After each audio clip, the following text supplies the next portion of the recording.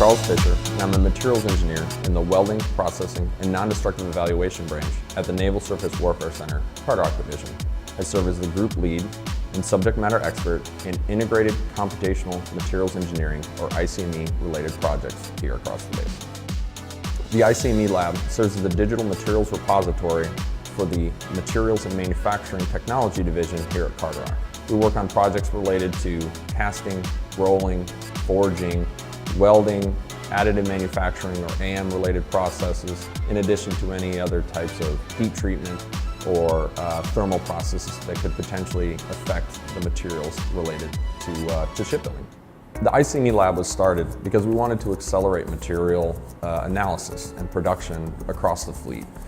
So the idea is what we wanted to be able to do was to front load the computational side of materials, because the cost and time associated with physical testing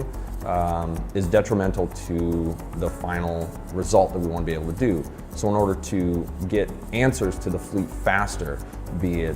thermal modeling or weld sequence optimization, additive manufacturing process analysis, or any of the other material related aspects of it, we wanted to front load it with material information so that we can make informed decisions without having to spend costly amounts of money and time on physical testing. Downstairs we've got our Global Lab, which allows us to do physical testing. So what we can do is run smaller computational tools, and I can run 30 different tests, and that would cost me maybe a week of time in order to get that done, but it costs me nothing in terms of actual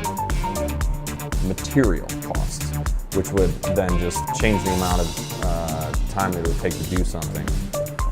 by 10 times, say. Instead, what we can do is I can run a model for 30 times, find the trend, and then do a difference between what we at Carderock decide we want to do and what someone at one of the shipyards decides to do, to try and show the differences across those two, with only doing maybe 2 physical tests as opposed to 30.